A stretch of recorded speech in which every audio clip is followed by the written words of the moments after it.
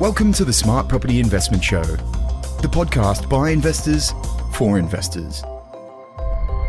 G'day, how you going, Phil Tarrant? Hope you're well.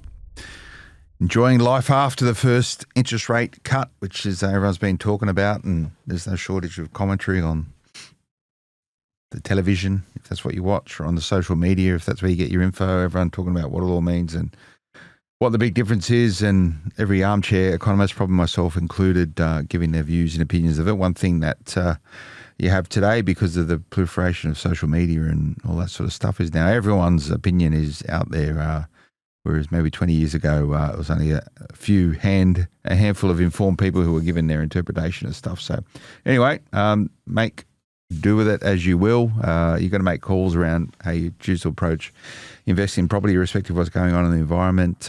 My job here largely is to try and have discussions with people that should know what's going on and largely do know what's going on, to give a view and interpretation of what's happening. And that ranges from everything across all the aspects of property investing, whether it's accounting or buying property or managing property managers, all that sort of stuff. But importantly, mortgages. And mortgages is something we all know is absolutely critical for property investors to get that right. There's a game of finance over anything else.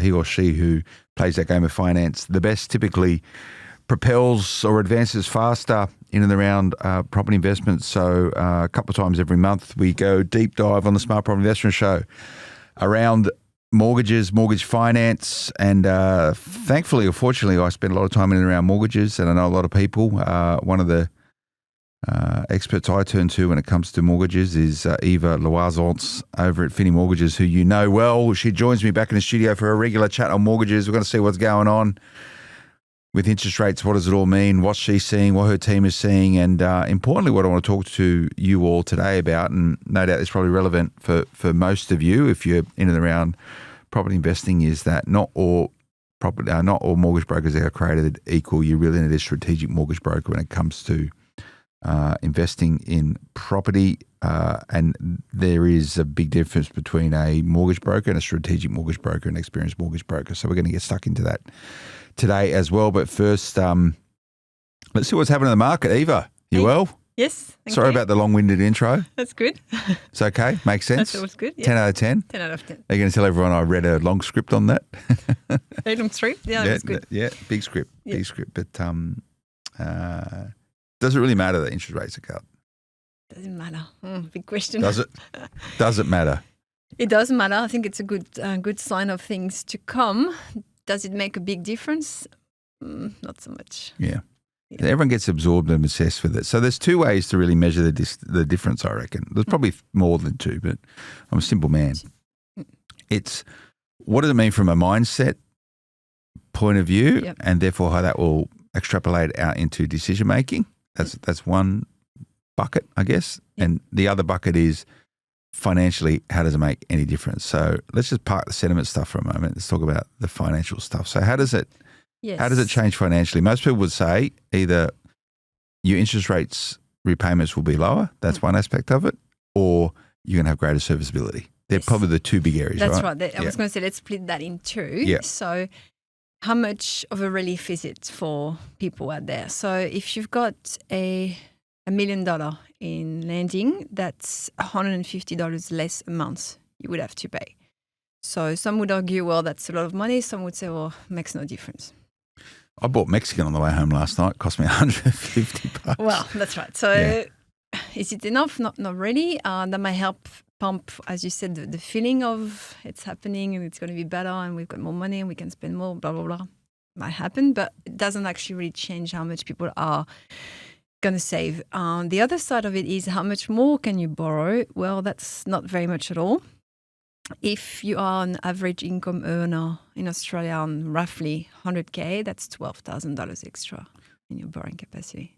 So if you're on 100K and you go, great, there's been an interest rate cut, I can borrow more money now. It's about 12 grand. That's right. So rather than getting a 600K loan, you can get a 612,000. Yeah. Obviously, different with each bank and how much debt you've got outside of that, but roughly that's what it is. So it's not much, but if you think about, okay, well, maybe it's 100K for one applicant, 100K for the other, or maybe they're on 200K each, that can fuel a little bit of that feeling, as you said, of, well, yeah, we're ready to buy again and fuel the process So a lot of that again. affects sentiment, but in isolation, It's not doing much. 125 base, assuming Yeah. that the lender passes on Yes. the cut, really ain't making that much difference for probably most people that tune into this podcast. Correct. That's a bit sort of depressing, isn't it? I'm sorry. Well, let's hope it's one of a few coming up. Well, you saw inflation data sort of coming out, was it yesterday or the day before? And it would indicate that, well, whether or not you can say this based on a couple of months of data, that inflation is looking to be largely sort of corralled and under control. Whether or not that will continue, who knows? But the big question is, will the RBA, how bad is it at the moment? And will the RBA continue to cut rates, or is that pretty much all we're getting? And again, you've got everyone saying different things right now. I don't know if you have a view of it. Yeah, look, I thought they would not cut this time. So they did. I sort of thought as well, and I sort of said it as well. I was like, I don't know how much of it was political pressure. Yeah. I have on good account. I don't know when. I don't know when this podcast is going out. Maybe it's this week. Hopefully it's this week. But someone said to me that certain people in government are waiting. They're keeping their calendars open because they may be busy, whether it's this Sunday or next Sunday. So I think that would be sort of telegraphing that the election's going to be called pretty soon. So, if you're a cynic and being a journo, you need a sense of cynicism, much like being a French person, I reckon. Sorry. Lovely. No, but with a sense of cynicism, how much of the rate cut that happened in February was political pressure? Yeah. That's way above my pay grade. Sorry to give the French a hard time. I like the French, by the way, but I got the opportunity. Too easy. I set it up. I had to do it. I didn't deliberately set that up, by the way. It was just how much political? I don't know. So who knows? But it doesn't really matter. Like, have you had a frenzy of inquiries of people going, quick, I can borrow more money now? Yeah, I think the first day as it happened on Tuesday afternoon, we had quite a few calls. Okay. And were people happy? Yeah, and it's like, how much more can I do? Can I get my next property? And as I think the media sort of, well, it's not changing much. People like calm down. Then by Friday, we pretty much didn't have any more calls for that matter. Yeah. I think people understood from a lot of, as you said, a lot of opinions being out there that it's not enough to make a difference yet. Yeah. So we need more. We need more. Yeah. And so when it's going up also, it's like there was a boiling a frog, right? Like, is it, how many was it? 14? Was it 12 or 14? 13, it just went boom, boom, boom. And eventually it got conditioned by it. Like, it didn't really, it got to maybe about the 10th when I looked and went, oh, that repayment's a lot higher than what it used to be. Like, you don't notice it straight away. And it's probably the same way down. 100, it was 112. 150 bucks a month per million. Yep. And I sit there and I just go, I've got many millions of dollars of debt. But what's important there is it doesn't seem like much, but if you manage to keep your repayments the same and you still, pay that extra $150 in your mortgage if it's owner-occupier, then you probably would save close to 100K over the 30 years. So this is what I want to talk to you That's about. This is where you can this is where it actually matters. Yes, that's right. This is where it can actually matter if you're disciplined. Yes. Okay, so we'll put the mindset, and this again, it lends itself to mindset because when you see yourself rapidly getting ahead of your mortgage, and if you're a P&I, when you actually see the contribution of that, you start going, oh, that's actually, you start seeing that sort of redraw or whatever you want to call it, bit sort of increasing. That's pretty good. So it can make a big difference. Yeah. That's if you maintain your repayments, and that would be like a key strategy. So this is for people on P&I. Yes, on occupier, P&I, where you want the debt just does nothing for you. Yeah. So if you can keep, as the rates go down, the repayment as they were 2 weeks ago, then that would make, Does it instantly come down, or do you get a choice to actually take it? Like, do you? Depends on the bank.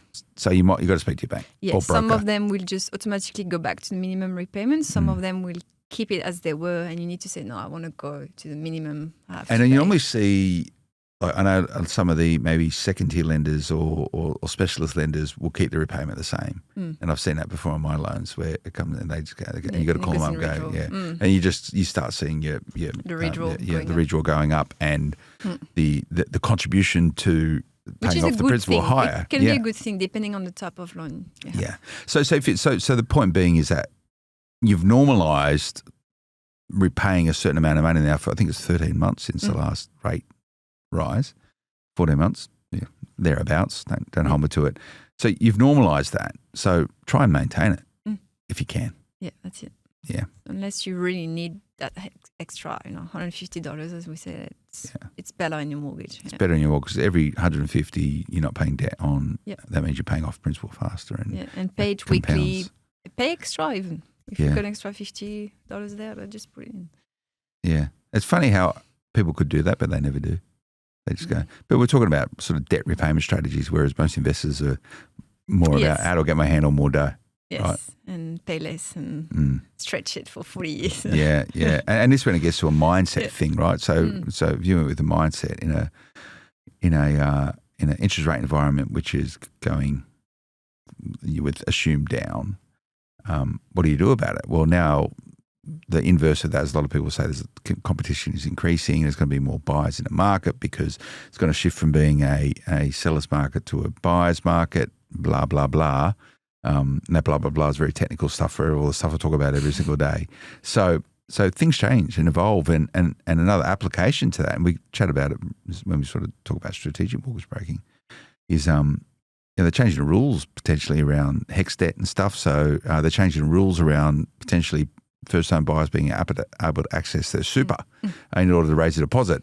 Well, what does that mean? It means there's going to be more people buying homes, typically inverted commas, very With more broad. capacity, so the price would Yeah, and so they're going to be, and those people buying those homes are typically going to be in areas where a lot of property investors play, is where first-time buyers play. So, it's certainly supply and demand type of thing, right? So things will change. So what do? You've got to get ready. Get ready. I emailed your colleague Rebecca, who's been on the show before, was it yesterday or the day before, and said, I want to do some refinancing and pre-approvals. Yes. And she shook her head and said, I don't want to do that.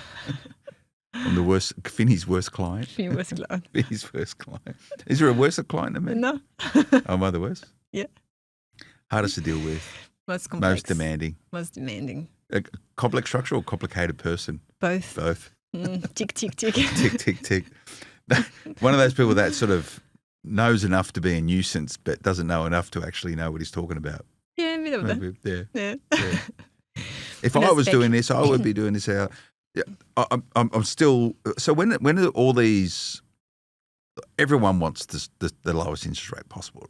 And again, we'll talk about strategic broking, and typically a strategic broker won't just chase the cheapest rate for you, right? But if you have a loan, I don't know anyone that wants to pay more interest than they have to. You're an idiot if that's the case, right? So strap in for the idea of it's going to be for most investors, you're going to have to probably fight tooth and nail to actually get interest rates passed on. People just assume it happens, maybe. It's not very often you get a letter in the post saying, hey, Phil, we've dropped your thing by 25 basis points. Normally you've got to call them up and fight for it. But they're telling us they're going to pass it all on. So, and when's all this supposed to start? The next couple of days, right? So funny enough, when it goes down, it takes a long time to happen. Yes, it's on crazy, the way up, isn't it? it's the next day it's happening. Yeah. So most of them, it's actually tomorrow. And tomorrow being the 28th, the end of the Feb, so it sort of makes sense for... Yep, some of them 4th of March, and some of them are yet to announce when it's going to happen. Who hasn't announced yet? Quite a few. Yeah. Second team, non-majors. Second tier, Majors pretty much all jumped on it. Right away. And I unless I'm convinced otherwise, I think, and again, this is probably relevant for a lot of people inside of property investors who invest inside of trusts. I just don't think they're going to be passing it on. Yes, they will. You reckon? Yeah. Okay. I'd like to be proved wrong on that. I'm just getting ready. We'll talk about this next time. No, I really want to talk about it because the cynic in me says they'll find some reason why not. You probably don't have your trust loans with the right lender for you. I've got trust loans with lots of lenders and I don't reckon any of them are going to pass it on. Yeah. They will. That said, one of them, I'm not going to say who, but I've got quite a lot of loans with a major bank. and who are pretty good. I reckon they might, but I don't know.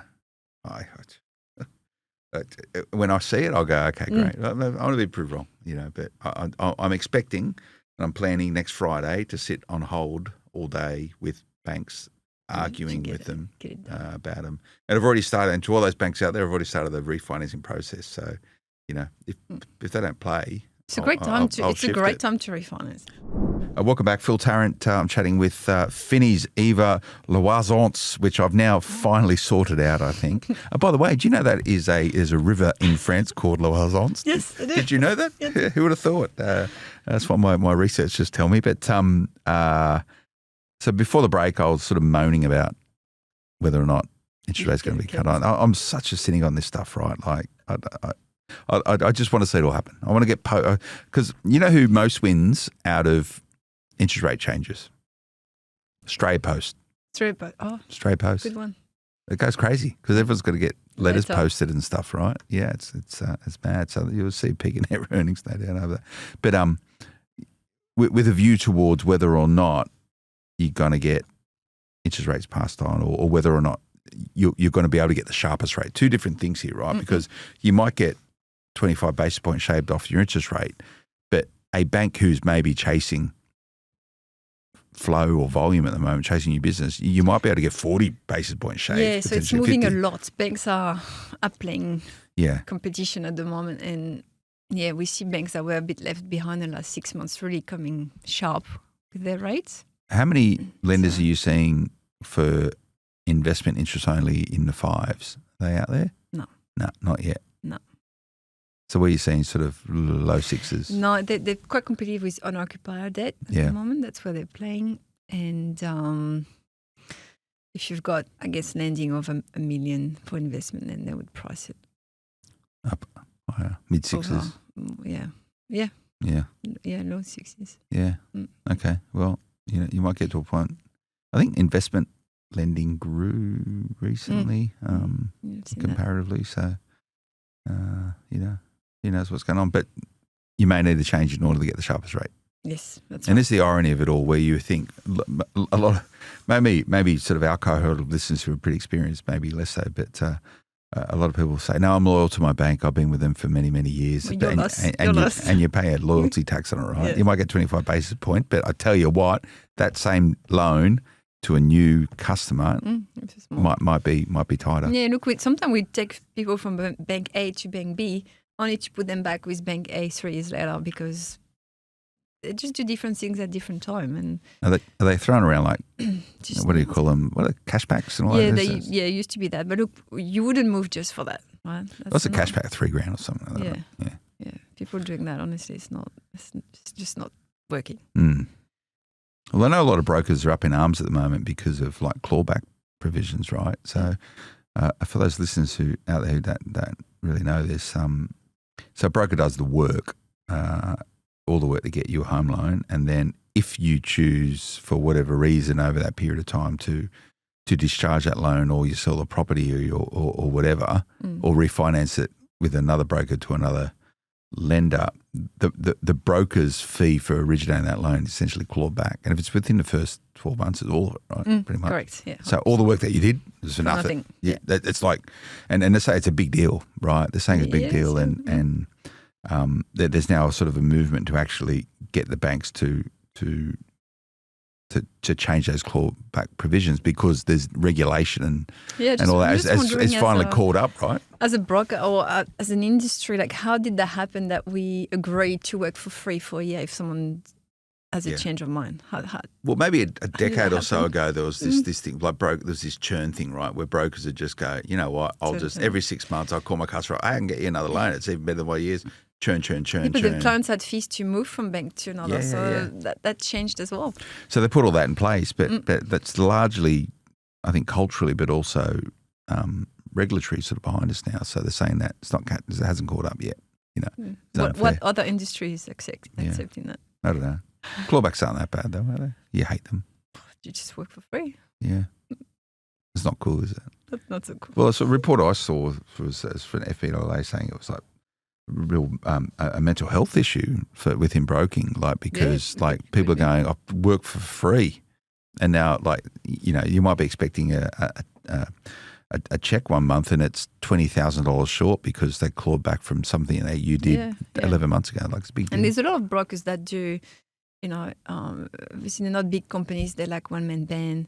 They're just relying on sometimes 2 or 3 loans a month. And they live on that. So if 2 of them are gone, well, it's a big issue. It's a big issue. Yeah, it's a big issue anyway, outside of the scope of today's thing. So action, what you can do right now, because interest rates have gone down, is don't think you're going to have too much more serviceability.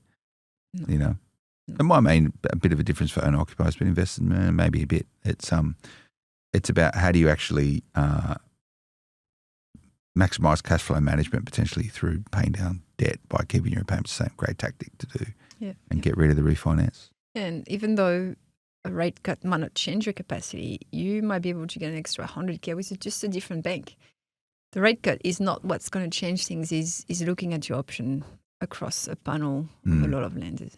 I see also the coalition is out saying they'll have a look at buffers and stuff, which are at 3%, which again is a stifling. It's trying to find ways to get people into the market for housing affordability and all that sort of stuff. Not again, for a different time about housing approvals and buildings are falling behind. It's a very complicated, murky world. But this is why you need a strategic mortgage broker, whatever that means. What's that? What that means? I think that the main difference I see from what we do is that we just don't think about that one transaction that's in front of us, especially when people come to us to build a portfolio. It would be very easy sometimes to stuff up someone's potential by just looking, okay, we're buying this property now and ignoring everything else around it. So we can make one work very well and then people are stuck. So I think the strategy there is to see the overall picture of the whole situation of somebody and what they're trying to achieve in the long term, because a lot of mistakes can happen early on. How much of the work that you and your team do is fixing a heap of it. Like just fixing. So these people, and sometimes you have to fix things purely not because of bad decision making, but because of people's circumstances change. And those circumstances can be, you might be going through some sort of family oriented thing, whatever it is. But a lot of property investors don't. Maybe a bit different now because it's been democratized, everything around it. But like when I started investing, most people didn't set out thinking you're going to end up with a massive portfolio, right? But today I think the opposite is that people just think, hang on, to create a massive portfolio, whereas most people sort of find themselves doing it for some reason or other back in the day, and then they go, buy 1 or 2 properties and they go, hey, this is actually pretty good, and they keep sort of buying and buying and buying, and then they sit there and just go, this structure ain't right no more, Then they'll pivot and start doing other things. Whereas now the other side is that people maybe over-engineer up front. Up front. That happens too, yes. Yeah, over-engineer up front with trust for this, that, when it doesn't eventuate for whatever reason, and then you're left with this legacy issue of an over-compliant structure, which is a nuisance. And so that sometimes needs to be fixed as well. And the biggest issue, if you're trying to fix, you can largely fix mortgages and finance. What you can't fix easily is the entity where and the ownership of where the ownership is, because anytime you change that, it's stamp duty. Yeah, there's stamp duty consequence to it. So a strategic broker would actually really understand the different aspects of this. So obviously we can't give advice on you should put that loan into your name or trust or whatever. But what we can say is, if you put it in your name today, this is what's left for later. If you put it in a trust, this is what's left for later. If it's in your wife's name, if it's in 50-50, 90-10, whatever it is, that gives us a good understanding of what's available for the future. And sometimes just tweaking that a little bit allow people to do 2 more properties or nothing. And that could be the big thing. Right? That can be a huge thing. So who should be offering that advice? Is that the accountant on doing it? So the advice comes from the accountant. The issue is accountant doesn't know borrowing capacity, doesn't know lending. So it's really, it's always the same blah, blah about the dream team, but that is a thing. The collaboration. Because sometimes what's good for lending is not so good for tax. So how often do you benefit find or- a disconnect between you might have a super strategic mortgage broker, but you might be dealing with an accountant who has no understanding at all around property investment? Must happen. Does happen. Yeah. And the other way around where you might have a really good accountant, but, our family's always used Jimbo's mortgage broker down in the corner who only does owner-occupier stuff and loves to cross-collateralise, right? Like that must happen as well. Yes, it does happen. But I feel like people start to, as you said, listen more podcasts, and it's more popular now, and they're happy to change and they can see it's not working. Yeah. So the idea is quite that obvious. you don't want to make it too riddled with problems before you start remedying it. Yeah. So a broker should be able to identify and give you guidance on maybe that's what you got now, but moving forward, this is potentially the best way I think to go. if your broker doesn't ask you, okay, what's next? Are you just buying this investment property and you'd be happy with it? Or are you looking to buy 3 more later? If they don't ask you, there's a problem there.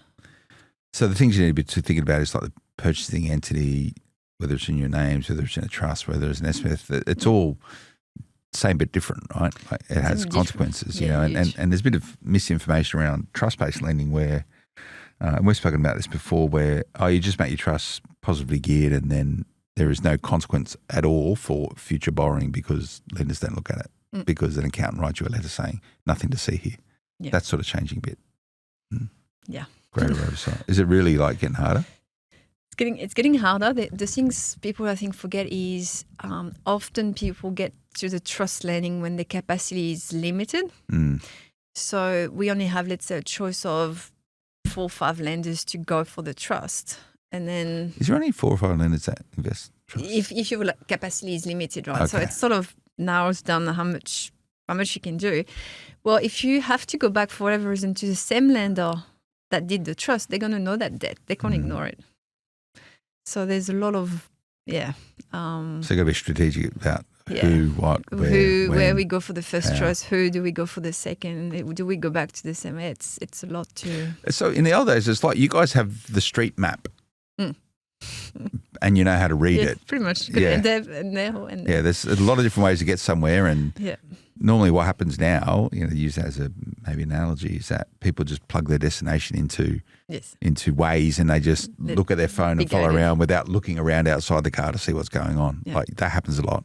There's more than one ways. Yeah, and people to are get there. impatient. It's not like I buy 5 properties in my lifetime. It's just 5 properties in 2 years. It's hard to do that, right? Yeah, Can be. yeah, I'm it's sure you've seen it. Yeah, Yeah. it just. What's the fastest you've ever seen anyone build a? 2 things? I think it's quite common to see like 3 properties in 2 years. Okay, Yeah, that's quite. that's normal. Yeah, Ish. yeah. Then they get stuck at 2, 3. That's quite Most people common. get stuck. Yeah. I think there's like a mindset block as well. Mm. The reality of thing is, if people had portfolios of 10 properties, a lot of them would just not cope. Yeah. But it's hard work. It's hard work. It's stress. It's always something happening somewhere. Yeah. Repairs and issues. I just had a tenant that a client who had a tenant that got into drugs and destroyed the property. Some people can't cope with that. Yeah. And insurance. Insurance is getting Yeah. expensive as well. Yeah. So Yeah, I I've don't got think it's for everybody in general. Like No, it takes. I've got an inbox full of repairs and maintenance requests and they just keep chasing me and I'm like, I open up the email, I leave it open, just go, I've got to get to that at some point. Like Yeah. it's obviously really important for the tenant. Yes. For me, like Not- it should be really important, but it's just on the other issues of importance, like it'll get to a point where it becomes important. And I think it's becoming an important thing now. I've got to sort it out. But then you sit there and go, I've got to find the money and do it. Like, yeah. It's not, be careful what you wish for. Welcome back, Phil Tarrant, chatting with Eva from Finni Mortgages, finni.com.au.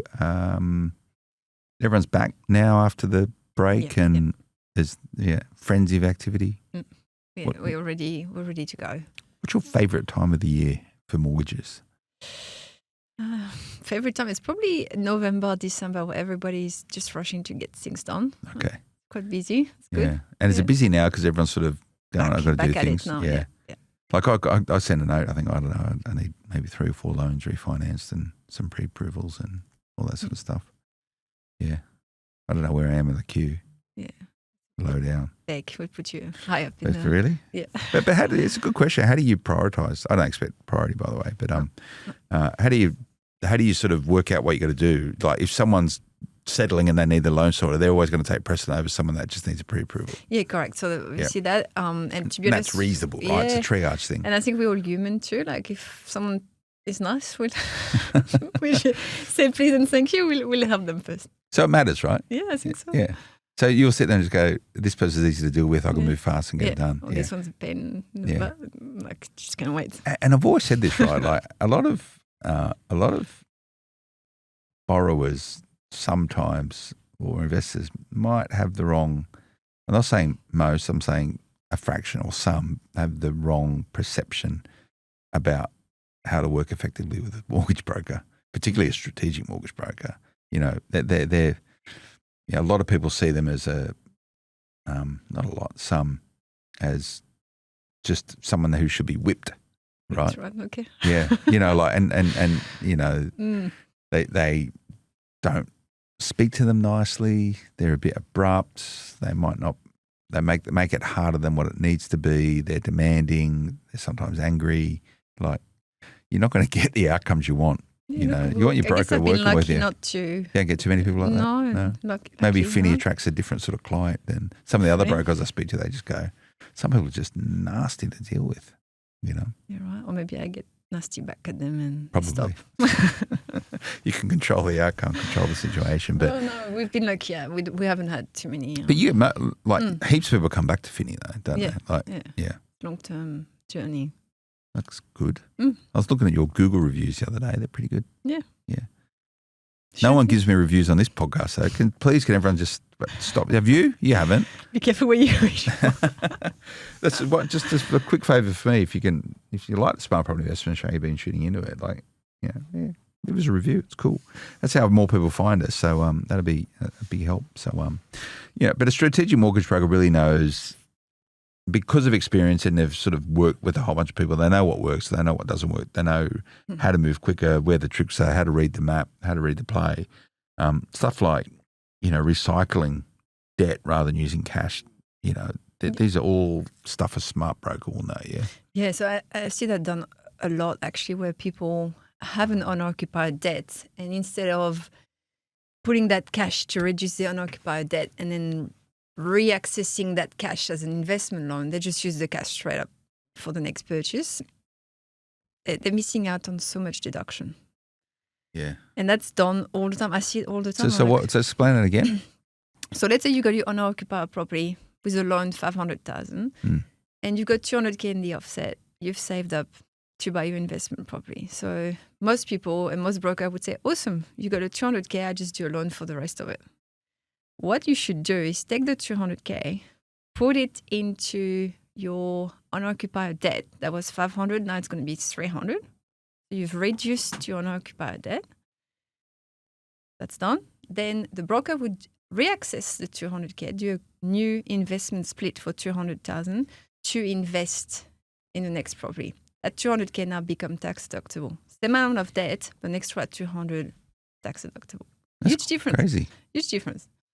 And that I see that all the time. I've got cash. I just use my cash. Yeah. And you just. And this is the play. And that's what you do. It's knowing. It's a game of finance. So it's a lot of money there that you're missing out on. Yeah. So you win-win, double win. Win-win. Win-win. And so serviceability is a big thing, right, as well. A really smart broker can help you really amplify. Yeah, so that can be a huge difference between, the bank you've been with for 5 years and a bank maybe you've never heard of that will allow you to get that next property. Yeah, they go, we don't count that as part of a HEM thing, or we don't count as serviceability. Yeah, or they just look at your income differently. It doesn't matter if you're mat leave or casual or contractor or don't have 2 years financial, whatever it might be.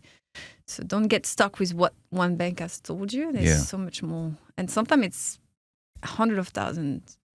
It's going to be hard to find that out yourself, though, right? Yeah, no, you need that. You definitely need a broker. Right? There's no platform online where you can find that. Yeah, there's no machine, no AI machine yet that can do this. And this is what everyone talks about. Everyone talks about digitization of mortgages and digital mortgages. And I tell you what, a digital mortgage ain't going to tell you that. No. No, you need a. That would make my life so much easier. It would do. Get robots to do everything. Yeah. Robo finance. And even attitudes where a good strategic broker can help you is around. Yeah, most people see LMI as the boogeyman rather than as the enabler, right? Like, sometimes you there's a lot of mis and disinformation in and around that, and often, a lot of people think LMI is a penalty and a handbrake for getting into the market, but it can be something very different. Yes, so we see that a lot, and I try to explain that as I guess an opportunity cost, where if someone wants to save an extra 10%, might take a year or so. That same property they were looking to buy has gone up so much in price, they will never catch up. So we think 10% in cash versus the 100% of the leverage you can get in a property. This, and again, strategy broker can teach you about all this. So also around sort of interest only and fixed rate type stuff, right? Like most investors still interest only, depending where they are. Most investors would do interest only, but sometimes it's in some circumstances, P&I is what people need. Yeah, P&I might be better. It might be better. It helps with servicing. I know it seems a bit counterintuitive. How does it help with servicing if it's P&I? Yeah, so it does help because technically, if you take an interest-only loan, you only have 25 years to repay the principal after the 5 years. So it's more repayment every month after the 5 years. If you have it for 30 years, the repayment per month are lower. So lenders amortise that and it changes serviceability. So it does help you servicing. Yeah. So sometimes that's a solution to get to the next property or refinance to a better rate. Or... A lot of people just always refinance after 5 years for a new. And we spoke about it on this. How many lenders are now letting you roll over interest only? No? We spoke about this. No. CBA was doing that. Yeah, but you still need to reapply. But no, CBA had a thing, some sort of, I can't remember what you call it, where it's like a retention line where you just call up, it's just a form. Yeah, actually, you remind me of that now. Yeah, I think it's CBA that just started that a few months ago. Yeah. So I'd like to see the pick up on that again. Yeah. And what do you reckon about this idea of being able to access, well, the fact that your sort of HEX or HELP, whatever it's called these days, you talking about not considering that as part of serviceability, it's still in place now, but unsecured debt or car loans or all that sort of, like a strategic broker would know how to play that. Yeah, so there's big difference between paying off your HEX debt or your car loan. So again, you need to talk to somebody that knows which one is going to make a difference. What usually makes most difference? So the car loan. Yeah. Right on top of it. So which car loans are normally high debt. High debt and high repayments. Yeah. Right. Credit card can matter, but you might be able to just reduce the limit. What people don't know is the HEX debt is not calculated based on the balance of the HEX debt, but on your income. Okay. So if you are on a lower threshold income, maybe we don't even have your HEX debt in servicing capacity. So it would be completely useless for you to go and pay it. Okay, so you keep it there because you're at the back end of it. Yeah. But it's very painful when someone comes to me and says, I've just paid off my HEX debt, like 50K. I was like, it made no difference because you don't have that income. So a lot of people think, I've got to pay my HEX debt off before I can borrow. Yeah, no. No, that's not an important debt to pay off first. Car loan, credit card, yes. Yeah. Debt, not so much. Unless you're on What's the biggest sort of help, or is it help or HEX? Help. Debt, yeah. Yeah. What's the biggest you've seen? 152, I think it was. Ouch. A lawyer. On 80K, yeah. So, because it was. How many degrees they do? Must be in a undergraduate, postgraduate, 5, or a 6 JD years, or something or other. Hurts. I get it. It's a big thing, yeah. Yeah. It's probably all. I think they're bigger today comparative to salaries than what they were maybe 20 years ago, but I don't know. Take a while to. I remember paying off my HEX debt. I don't remember celebrating. It just went away. It just went away. But I think a lot of people got those written off, 25% of it or something or other. Right? Wasn't there some incentive or there's, I don't know, the government, talking about it. Yeah. You got to think outside the box all the time. Yeah. As a property investors, and particularly if you're self-employed or a contractor or a casual, right? Yeah. It's to find that one little bit of niche with a lender that works for a specific type of client. So lenders can be really different when it comes to policy. It's just... Some are very strict, like I need 2 years tax return, and I just look at the net profit. And some will ignore the debt in a business. Some don't even want your tax return, and we just look at how much you pay yourself in your bank account. Some will look at your notice of assessment. so many other ways than just the traditional 2 years tax return. So it's it's good to check your options. How do you know your mortgage broker is, inverted commas, a strategic mortgage broker? Like, what would be the either five questions you have to ask to see whether or not they're going to be the broker for today, or even a broker? You know, if you get the wrong broker for today, it could stuff you up for the future. So let's be clear. But whether or not the broker of today is going to be the broker for tomorrow for you. Yeah, I think the crossing properties is like, I feel like we talk about this every time, but I still see it done over and over again. So crossing properties is a big no-no. So make sure that's not happening. But is that really a telltale that maybe the broker's not that experienced when it comes to investment? Yeah. And they go, we'll just cross-collateralise. Yeah, it's easier. Just one application. I've been working with this bank forever. That's what they like to do, etc. Yeah, no. And what is it? I'll not go over it too much, but what is the biggest issue of cross-collateralisation? So, for example, I've got a client right now. They bought a property, I don't know, for like 600,000 3 years ago, crossed it with their home. They want to upgrade their home. So that has been crossed with the investment property. The investment property hasn't increased in value.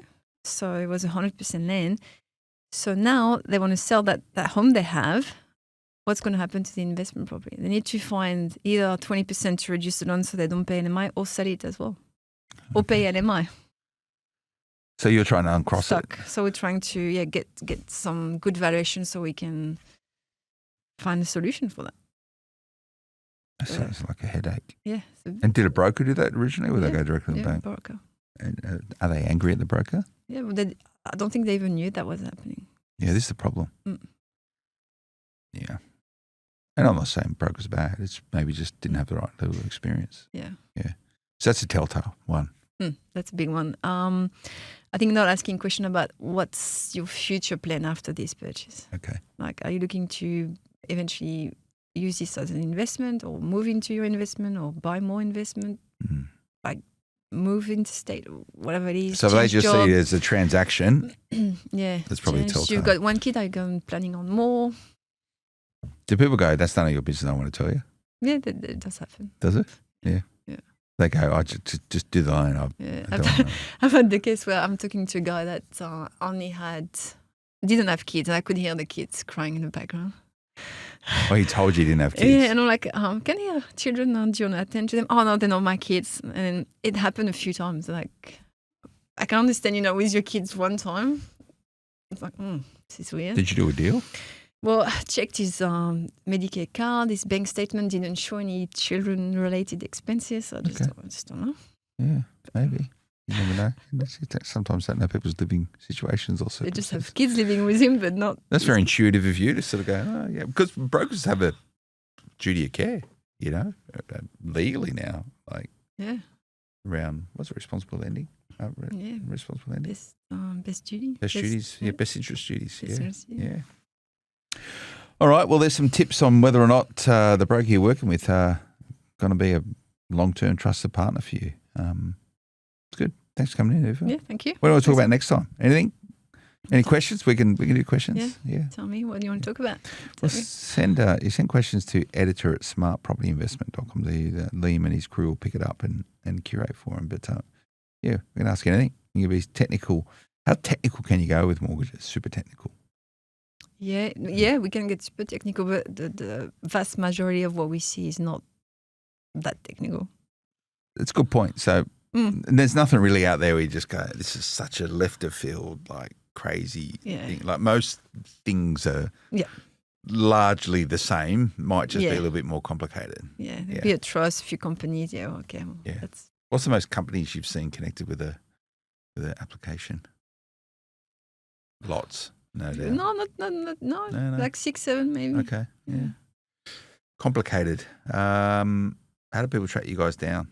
Finni.com.au. There's a very easy appointment booking section there. Yeah. And you just go, can I chat to someone? Yep. Time, date, sorted. And then you call them? Yep. Like a doctor's appointment? Yeah. Well, that's why they call it a health check, right? Health check, yeah. Mortgage health check. Yes. Well, interest rates have started to go down. How much further? Who knows?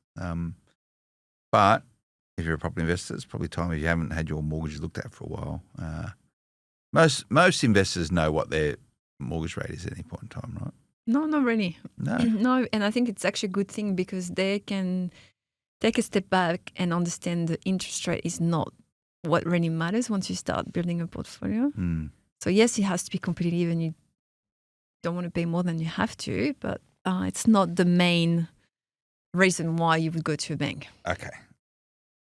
And what I would say, if working out whether you're working with a strategic mortgage broker or a mortgage broker that may not have property investment experience, if they say they'll find you the cheapest loan, that's typically a good sign that maybe they're just going to be a bit transactional with you.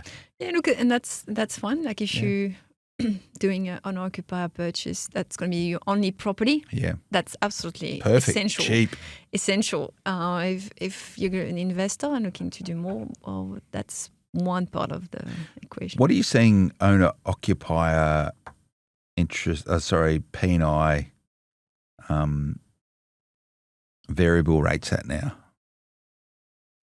Depending How on low loan can you go? size, depending on loan size and LVR, probably have 5.6, 5.7. Really?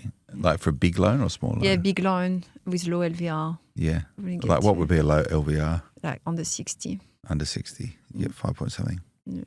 Pretty good. Yeah, it's coming down. Good fixed rate as well, but it's probably not the time to fix You wouldn't that. be fixing? No. Nah. No. All right. Thank you. Thank you. That's Eva Loisance over at Finni Mortgages. Go and call the team up. They'll help you out. They help me out. They're pretty good at it. That's why I continue to use them. Thanks for tuning in, everyone. smartpropertyinvestment.com.au, social media. Just track us down as well. That's how you get your info. We'll see you again next time. But in the interim, please, quick favour for you, your homework. Please, those reviews, whether you're tuning into it, it's on Apple Player or on the Spotify or whatever. It doesn't matter. I get a real kick out of it, and I'd be appreciative. See you again next time. Until then, bye-bye. The information featured in this podcast is general in nature and does not take into consideration your financial situation or individual needs and should not be relied upon. Before making any investment, insurance, tax, property or financial planning decision, you should consult a licensed professional who can advise whether your decision is appropriate for you. Guests appearing on this podcast may have a commercial relationship with the companies mentioned.